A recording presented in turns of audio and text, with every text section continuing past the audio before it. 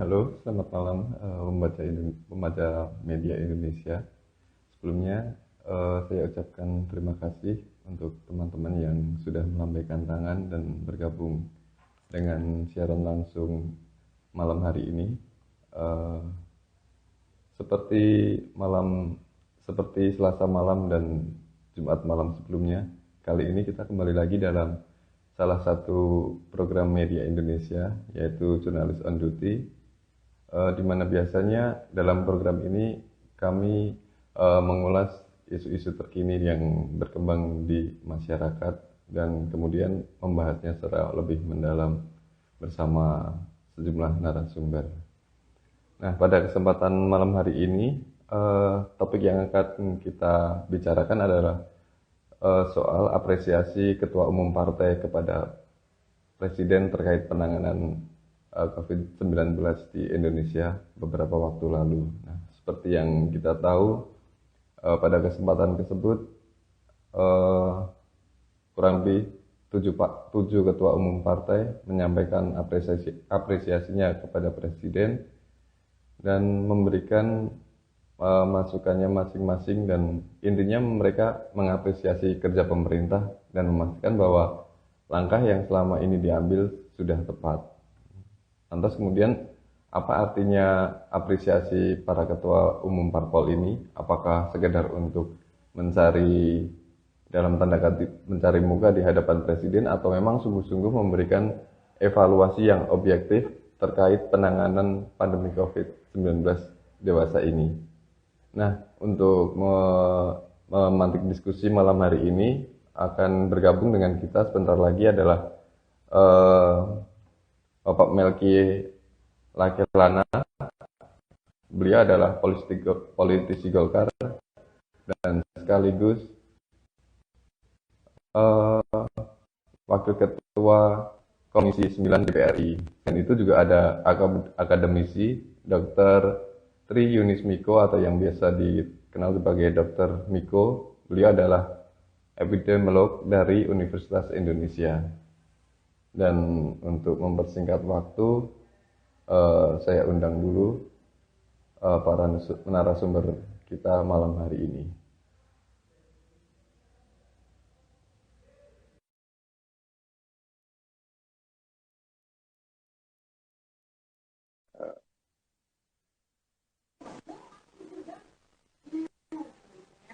Halo, selamat malam. Selamat Dr. malam, Miko. Mas. Suara saya kedengaran jelas ya? Jelas. Ya. Sebelumnya, terima kasih Dok sudah meluangkan waktu untuk diskusi malam hari ini. Dan seperti yang sudah saya singgung sebelumnya, bahwa malam hari ini kita akan istilahnya membahas apresiasi para ketua umum parpol hari ini.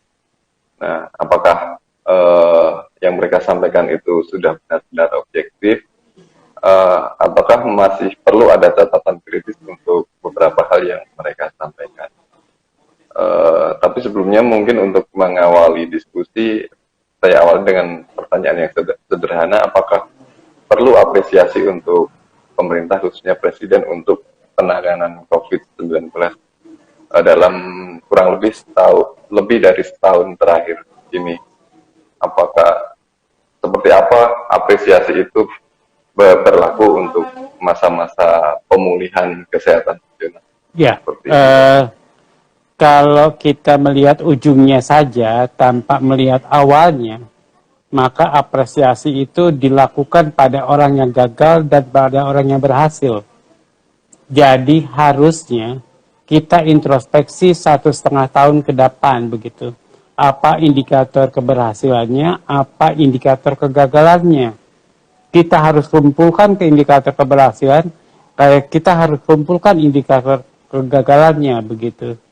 Baru kita secara objektif mengapresiasi keberhasilan Presiden Republik Indonesia dengan catatannya adalah kegagalannya begitu. Saya kalau melihat langkah kita sejak awal pandemi ini, ya langkah kita gontai gitu, zigzag dan tidak pasti langkah kita ya. sampai terjadinya badai COVID pada bulan Juli 2021. Badai COVID yang disebabkan oleh berkembangnya varian Delta di Indonesia. Jadi itu yang menyelamatkan kita, badainya. Jadi kita diselamatkan oleh badai. Apakah itu keberhasilan? Saya ya sekarang ini kita bisa katakan berhasil melepas dari badai begitu. Jadi kalau kita melihat kematiannya, berapa angka kematian yang dicatat oleh Indonesia? Wadaw. Kita pernah mencapai angka kematian yang tinggi.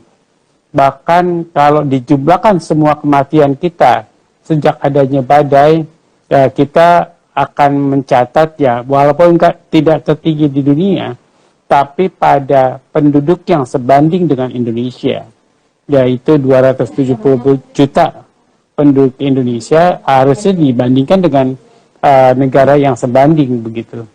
Baru kita dapat mengatakan apakah di Indonesia berhasil atau tidak begitu dengan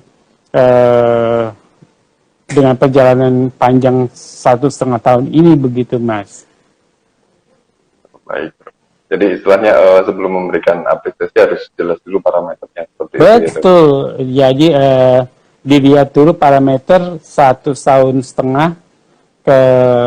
ke belakang begitu, apa indikator parameter yang berhasil, apa parameter yang gagal.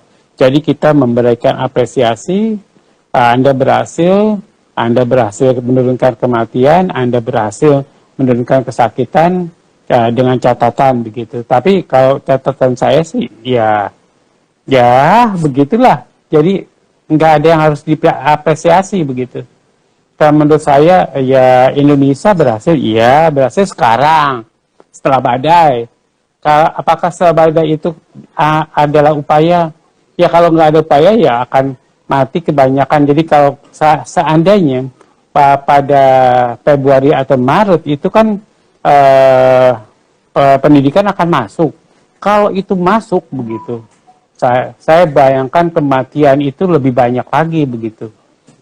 Untungnya tidak masuk, jadi itu dianggap keberhasilan yang besar gitu. Harus dievaluasi semuanya. Kalau tidak ya apresiasi itu saya menyakitkan buat yang menerima kalau ternyata sebenarnya kita gagal begitu, akan menyakitkan. Baik. Baik, Dok. Maaf Dok, sebelumnya saya infokan dulu, sebenarnya malam ini dalam diskusi kita akan menghadirkan juga Bapak Melki Lakalena dari DPR RI Komisi 9. Tapi sayangnya sampai malam hari ini beliau masih memimpin rapat di Komisi 9. Jadi kemungkinan akan bergabung nanti kalau masih sempat waktunya dari. Nah, kemudian lanjut lagi Prof, dalam proses penyampaian apresiasi kemarin disinggung pula kalau sekarang ini kita sedang berhadapan dengan realitas yang mengarah kepada disiplin nasional kita sebagai suatu bangsa dalam menghadapi COVID-19 ini. Nah, kalau menurut dokter sendiri bagaimana disiplin nasional kita dalam menghadapi COVID ini dari tataran dari level bawah sampai ke atas gitu? Ya, disiplin bangsa Indonesia menurut saya, kalau tergantung pembandingnya. Kalau pembandingnya adalah bangsa Jepang, ya jauh banget ya. Dibanding Korea jauh banget. Jadi kita akan bandingkan dengan negara yang sama. Kalau dari India dengan penduduk 900 juta Indonesia, ya kita menang lah. Disiplin kita lebih baik. Dan yang kelebihan dari bangsa Indonesia bukan disiplinnya, keramahannya yang paling menurut saya yang paling juara begitu. Jadi keramahan itu, kesantunan orang Indonesia harus diapresiasi sebagai kesantunan yang menurut saya luar biasa. Tidak ada yang mengalahkan kesantunan atau keramahan. Nah, tapi harusnya pada COVID-19 ini ya kesantunan itu harus disertai dengan kedisiplinan. Jadi kita harus belajar disiplin sama dengan bangsa Jepang begitu.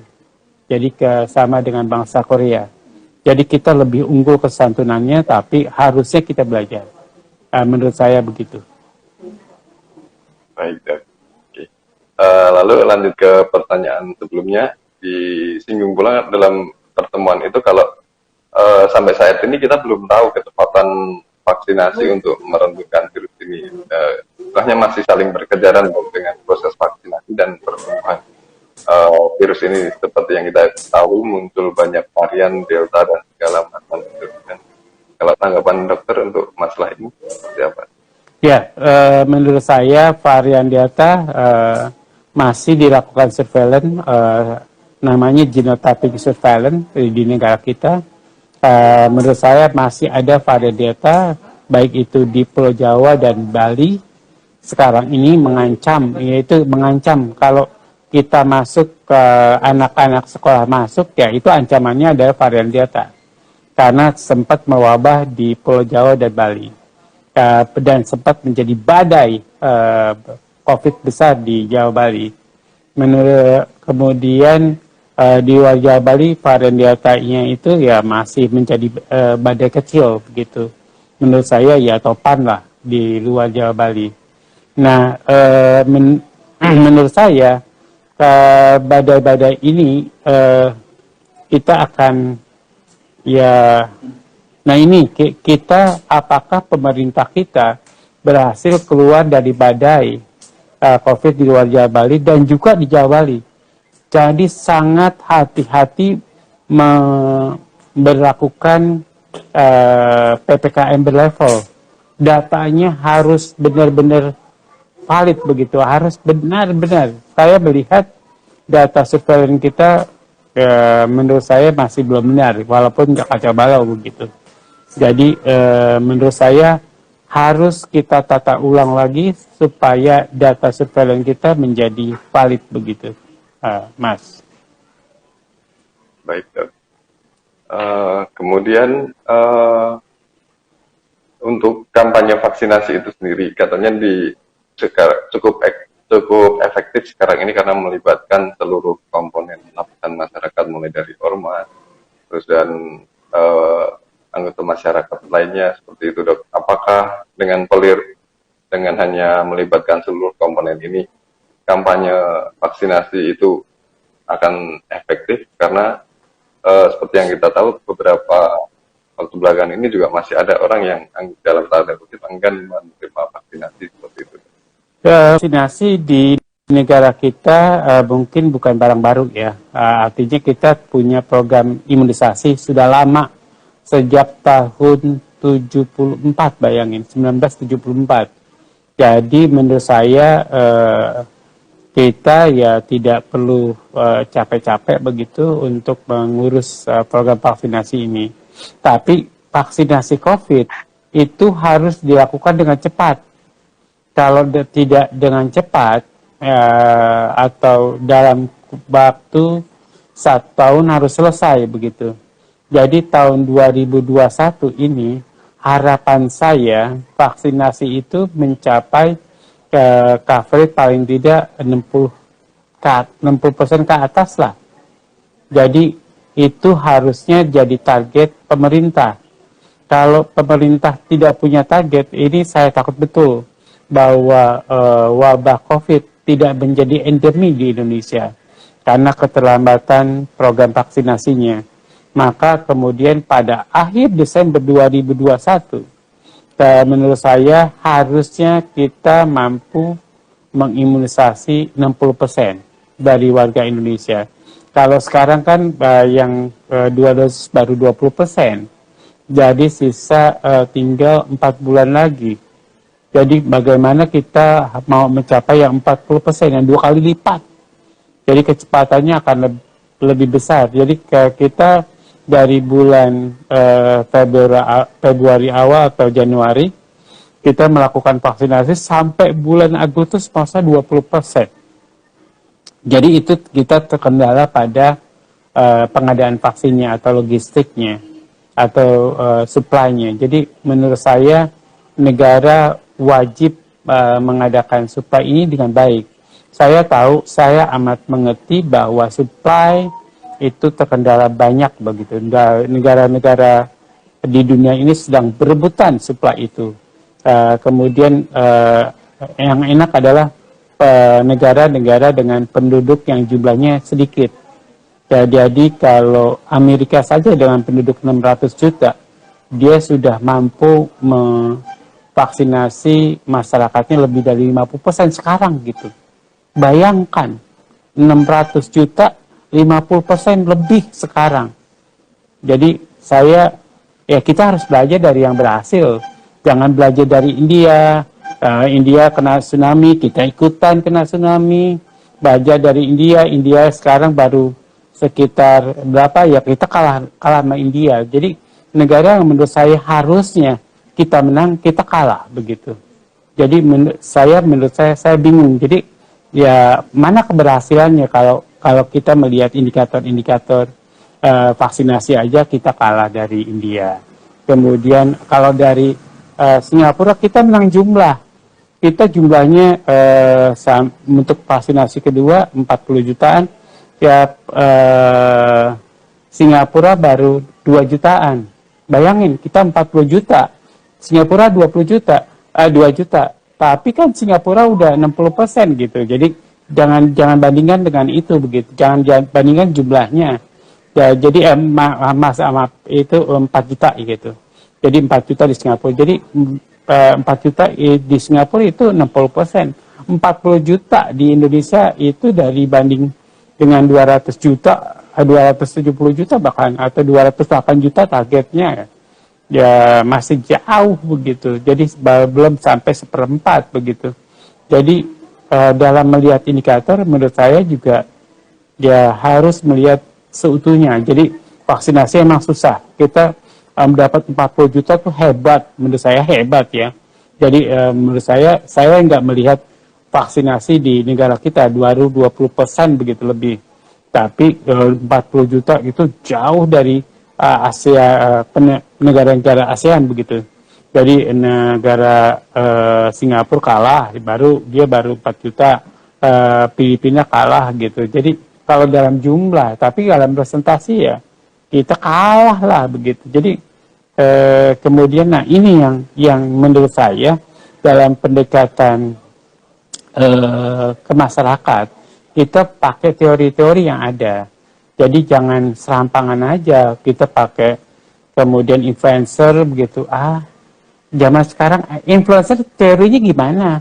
Jadi saya jelaskan kepada saya apa teori yang dipakai. Kalau kemudian dipakai influencer adalah media begitu, ya influencer itu menghasilkan apa begitu. Jadi menurut saya harus ada teori yang mendukungnya. Kemudian yang punya ide influencer itu harus menjelaskan kepada bangsa ini apa yang mau dicapai dari influencer itu. Menurut saya teori yang berkembang sekarang adalah BESD atau Behavior and Social Driver. Jadi WHO menggunakan teori itu dan sekarang itu teorinya baru berkembang.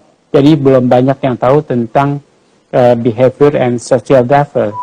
Jadi UNICEF baru menggunakannya, WHO sudah mengembangkannya, kemudian sudah diuji coba di beberapa negara dan menurut saya teori itu lebih mudah dipahami. Jadi harus memakai teori. Kalau tidak memakai teori itu namanya serampangan, gitu Mas. Baik, dalam waktu 4 bulan ini kalau seperti yang ditargetkan dokter itu, apakah teori itu bisa mengejar ketinggalan atau kekurangan yang masih ada sekarang ini, dok? Ya, dalam teori itu ada 4 faktor yang harus diperhatikan. Satu adalah faktor pelayanan kesehatan. Kedua adalah faktor social proses. Ketiga adalah faktor motivation, social motivation, motivasi masyarakat. Keempat adalah faktor what people thinking and feeling. Jadi apa yang dipikirkan oleh masyarakat, yang dirasakan, itu harus ketangkep oleh pemerintah kita begitu. Kalau yang dirasakan itu adalah agamanya gitu, kemudian haram halalnya, ya harus dibenahi. Jadi harus ada kata sepakat secara nasional, itu udah dihalalkan kok oleh MUI. Jadi harus clear. Jadi what people thinking and feeling itu benar-benar harus sama. Kalau kita thinking and feeling yang nggak sama, ya kacau negara ini begitu. Jadi dengan teori-teori itu, ya menurut saya ya clear. Tapi kalau influencer digunakan dengan teori apa, ya saya nggak ngerti ya teori apa yang digunakan dalam influencer itu begitu. Baik. Lanjut ke pertanyaan selanjutnya, Dok. Disinggung pula dalam pertemuan itu kalau angka keterisian rumah sakit saat ini sudah sudah menurun. Seperti dicontohkan pula di Jakarta, keterisian rumah sakit saat ini hanya 30% seperti itu, Dok. Apakah angka ini sudah menunjukkan hal yang objektif atau seperti apa, Dok, sekarang ini? Ya, menurut saya objektivitasnya kasus COVID di Indonesia sedang menurun. Ya, tapi terjadi di beberapa kabupaten sedang meningkat. Nah, ini yang kita perlukan. Data yang surveillance yang mengungkapkan kasus COVID ini, ini harus benar-benar valid. Jangan kemudian datanya ada, kemudian validitasnya nggak karuan. Saya mendengar Bali sudah turun, tapi di Bali terjadi wabah yang banyak menimbulkan kematian. Jadi saudara saya meninggal. Di Lampung katanya sudah turun, tapi di kabupaten salah satu di kabupaten di Lampung juga masih banyak ada yang meninggal begitu. Dan itu mengerikan, satu keluarga kena semua. Dan di Bali juga satu keluarga kena semua. Jadi menurut saya datanya benar-benar harus benar ya, benar-benar harus benar. Jadi harus valid begitu. Jadi menurut saya kevalidan data atau kebenaran data ini amat penting buat kita nanti beralih dari wabah ke endemis begitu. Jadi kalau kita menentukan kita menjadi endemis dengan data yang nggak karuan, saya takut terjadi kayak Januari kasus kita menurun dari 15.000 ke 5.000. Dan saya baru tahu setelah hasil survei saya itu keluar.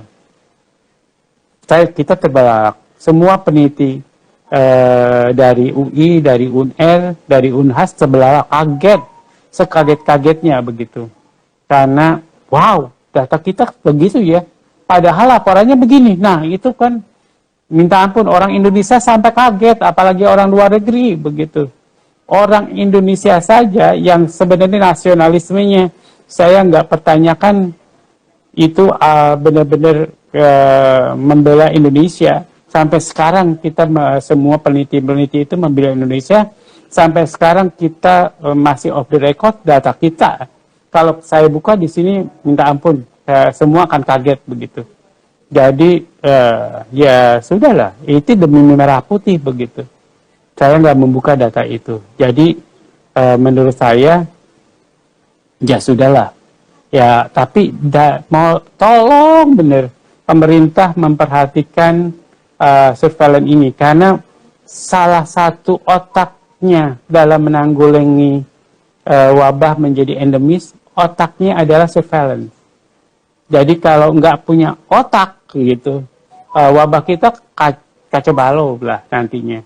Kalau nggak punya otak, kalau otaknya mikirnya salah gitu, kalau datanya itu tidak valid, minta ampun jadinya wabah di Indonesia. Jadi bolak-balik begitu, melintir begitu. Jadi jangan bermain-main dengan data. Walaupun misalnya representatifnya itu kita dapat masalahkan lah. Saya tahu betul tentang surveillance. Jadi menurut saya ya tolong dibenarkan. Karena kita akan beralih lambat laun, apakah 2 Desember, apakah kemudian November lebih cepat, atau Januari 2022 kita akan beralih dari wabah menjadi endemis. Dan menentukan itu wabah menjadi endemis bukan hal yang gampang begitu. Kalau menurut ilmu saya epidemiologis, banyak hal yang harus diperhatikan, dan terutama adalah data COVID-nya. Jadi benar-benar harus valid. Kalau tidak, ya seperti Korea, kemudian kasusnya udah jarang, bahkan dia melakukan survei besar-besaran. Kemudian di Cina juga, di Wuhan, dia kasusnya udah jarang, bingung, ini benar jarang atau enggak. Bahkan dia mensurvei satu kota begitu. Jadi itu surveillance-nya udah bagus, apalagi surveillance-nya jelek. Kalau kita mau melindungi rakyat kita, rakyat Indonesia ini, menurut saya surveillance-nya harus bagus. Nah, sekolah sekarang dibuka, menurut saya ya artinya pemerintah kita tidak mau melindungi anak bangsa ini. Tidak mau, ya. Kalau dia mau melindungi, maka dia harus hati-hati. Dimulai dengan data yang baik, dimulai dengan positivity rate yang diukur dengan baik. Kalau perlu dilakukan survei sebelum sekolah. Jadi berapa yang anak SD yang sudah terinfeksi, berapa anak SD yang anak SMP yang sudah terinfeksi, yang berapa yang belum. Jadi kalau nanti terjadi letupan-letupan kecil, jadi kita bisa menjawabnya dengan baik. Kita bisa mempertanggungan dunia akhirat kepada anak-anak bangsa itu. Begitu, Mas. Jadi jangan dipikir tanggung jawab dunia nggak dibawa ke akhirat begitu. Jadi saya benar-benar mau mengingatkan para pemerintah kita, baik itu para bupati, para wali kota, para gubernur, dan juga kepada pemerintah pusat. Dunia, artinya apa yang terjadi di dunia, wabah ini mengingatkan kita mempertanggungjawabkan wabah ini dunia akhirat begitu. Jadi kalau ya kita hanya berpikir dunia, menurut saya sederhana begitu. Tapi kalau kita berpikir akhirat, itu luar biasa. Ya makanya pemimpin-pemimpin kita jarang yang berpikir dunia akhirat, bukan tidak ada, jarang. Bahkan kalau ada letupan-letupan kecil, siapa yang bertanggung jawab? Ya tidak pernah terpikirkan. Itu namanya tidak pernah memikirkan akhirat begitu. Baik, Dok. Soal wabah dan untuk menjadi endemi itu kan belakangan ini kan juga populer istilah itu ya, Dok. Maksudnya mungkin juga agak bingung juga masyarakat antara wabah, endemi, dan belum sempat untuk mengelaborasi itu sudah muncul lagi istilah hiperendemi itu. Kalau seperti itu fenomenanya bisa dimengerti seperti apa, Dok?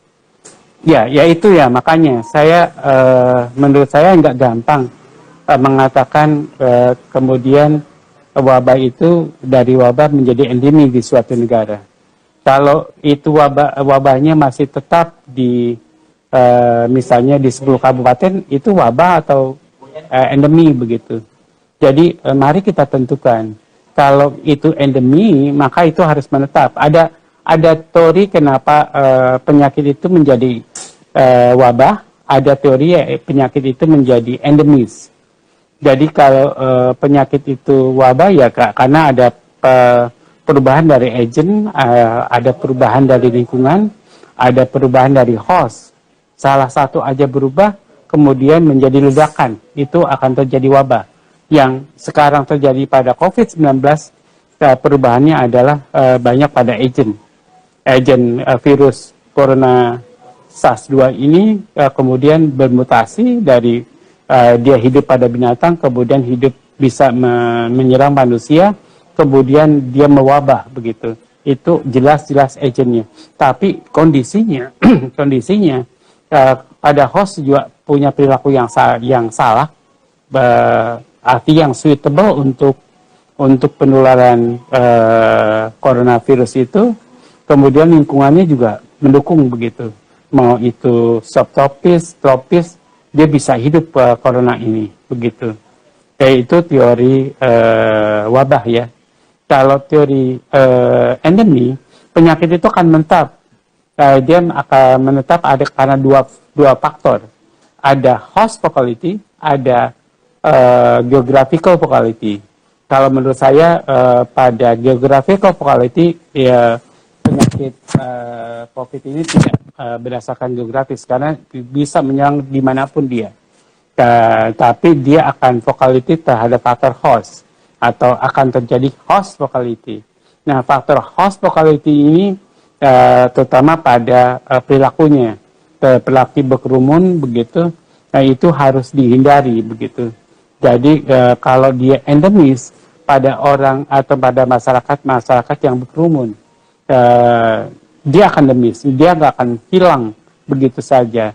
Nah, ya mari kita lihat teori ini dan kemudian kita tentukan bagaimana penyakit itu menjadi endemis di negara kita begitu.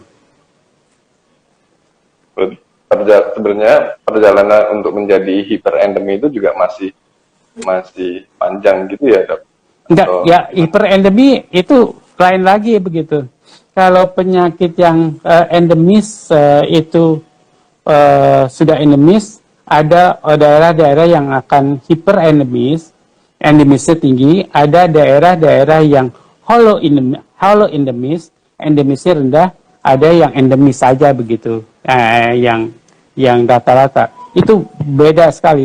Menurut saya beda teorinya dengan endemisitas begitu.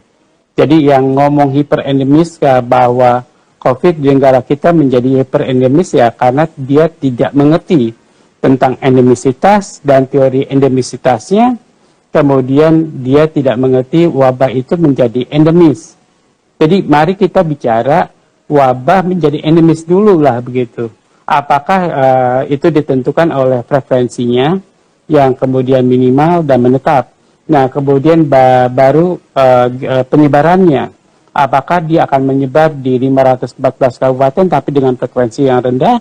Apakah dia akan menyebar di 100 kabupaten, di 10 kabupaten, di 50 kabupaten dengan frekuensi yang tinggi begitu. Jadi mari kita lihat variasinya, baru mari kita tentukan apa definisi endemisitasnya begitu, Mas. Jadi itu hal yang lain. Lagi kalau penyakit itu sudah endemis, baru ada sebaran yang hiperendemis, endemis dan hollow endemis. Ya, kira-kira begitu. Jadi yang pertama adalah hollow endemis, ya endemis sangat tinggi, hiperendemis, endemis tinggi, endemis dan hipoendemis. Ya, saya tadi salah. Baik, Dok. Sudah 30 menit dan sampai saat ini Pak Melki belum menunjukkan tanda-tanda kedatangan. Mungkin apa boleh dilanjut, Dok? Boleh. Terus yang ada menarik juga yang banyak dikutip kemarin itu ada statement kalau sekarang ini we are on the right track. Apakah udah benar-benar right track-nya, Dok? Ya. Untuk penanganan pandemi COVID ini. Bagaimana saya mengatakan bahwa Indonesia sudah in the right track kalau kemudian vaksinasinya baru 20%? Saya mengharapkan Desember 60% baru in the right track. Jadi in the right track itu adalah tracknya harusnya sudah direncanakan dengan baik dan kita mengambil track itu begitu. Kalau tracknya tidak direncanakan, ya saya nggak bilang itu in the right track. Track itu kita yang merencanakan. Jadi tracknya bukan orang lain atau bukan alamiah terjadinya. Oh kalau alamiah terjadi in the right track, no way. Kalau bulan Juli itu apakah badannya in the right track, no way. Itu alami. Jadi kalau bilang itu keberhasilan, no way. Itu kegagalan. Gitu. Jadi harus clear dengan definisi in the right track. Apakah itu tracknya yang menentukan Allah, apa kita begitu. Ya harusnya kita, apakah itu benar-benar di dalam rencana kita? Ya menurut saya vaksinasi aja nggak in the right track. Jadi saya bingung bahwa negara kita in the right track begitu. Jadi karena semua rencananya nggak beneran begitu. Baik, Dok. Terus berhubungan dengan itu juga dikatakan kalau indeks kepercayaan masyarakat kepada pemerintah ini sekarang ini naik dari 97,6 kemudian menjadi 115,6. Ini juga berkenaan dengan kepercayaan konsumen, kepercayaan publik, kepercayaan masyarakat dan indeks-indeks tersebut itu bagaimana ya, Dok, ke depannya? Apakah ini akan meningkat terus atau akan seperti apa indeks-indeks kepercayaan ini untuk pemerintah? Apakah yang mempengaruhinya seperti itu? Saya bukan ahlinya. Menurut saya indeks kepercayaan adalah ya itu harus diserahkan kepada ahli. Saya tidak tahu. Kalau saya tidak tahu, saya akan tidak bicara. Baik, Dok. Mungkin itu dulu, Dok, yang bisa kita bahas pada malam hari ini. Dan berhubung Pak Melki nggak datang-datang juga ya.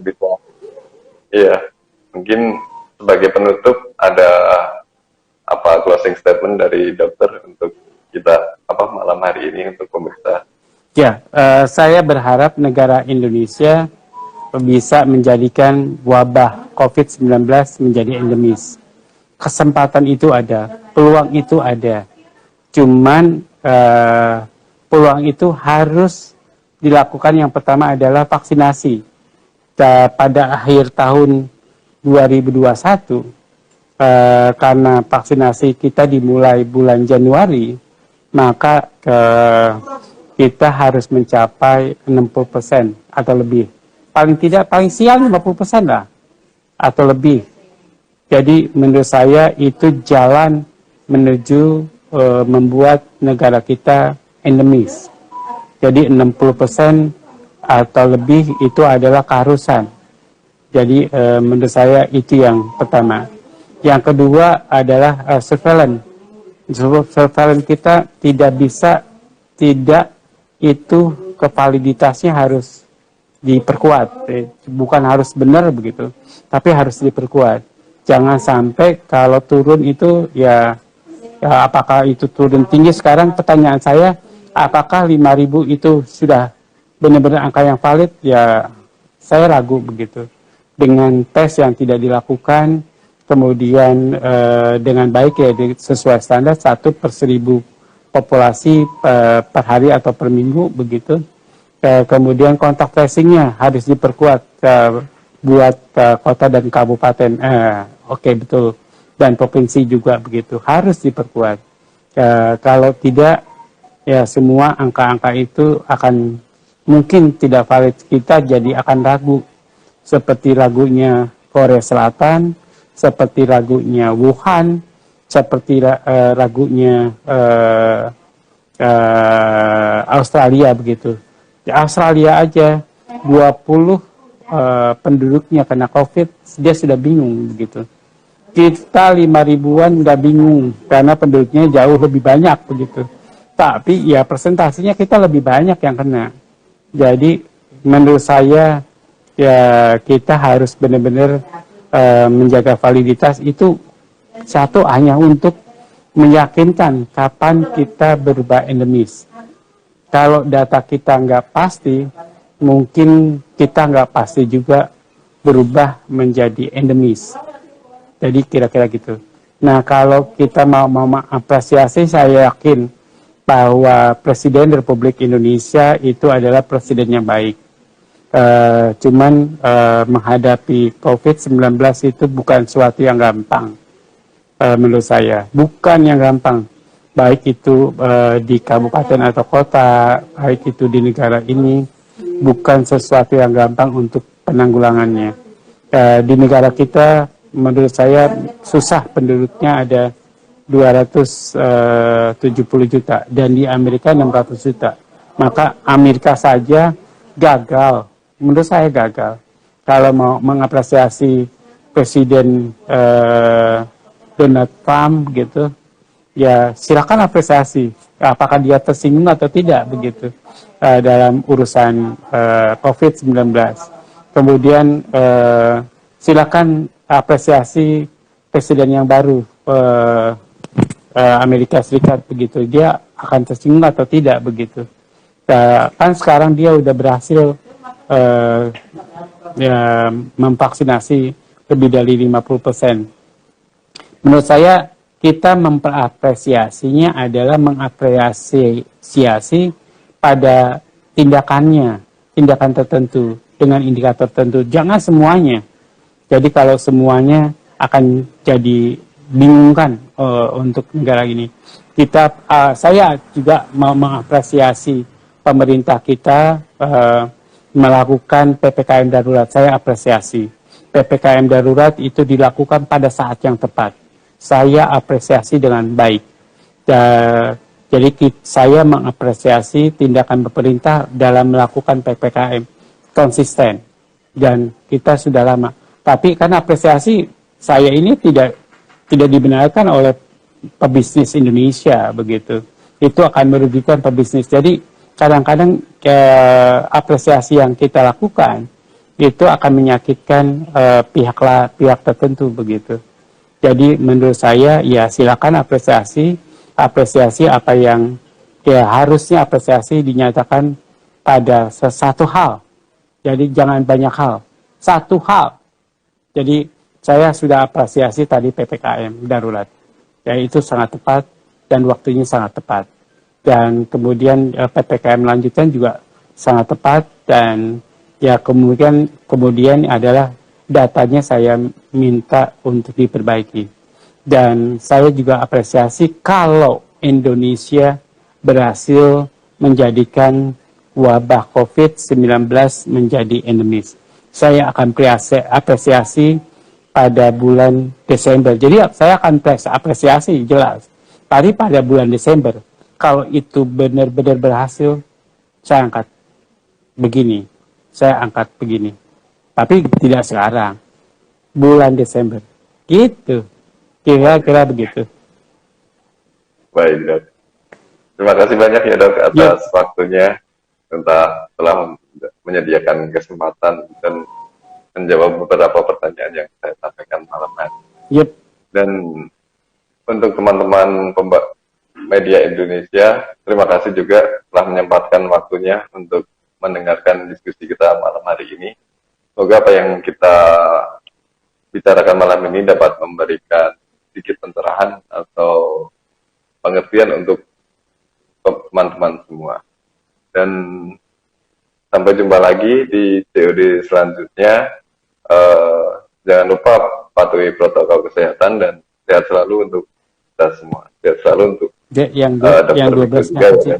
Iya, oke, sama-sama. Oh. Mari, Dok. Ayo, mari saya live ya. Iya, Dok.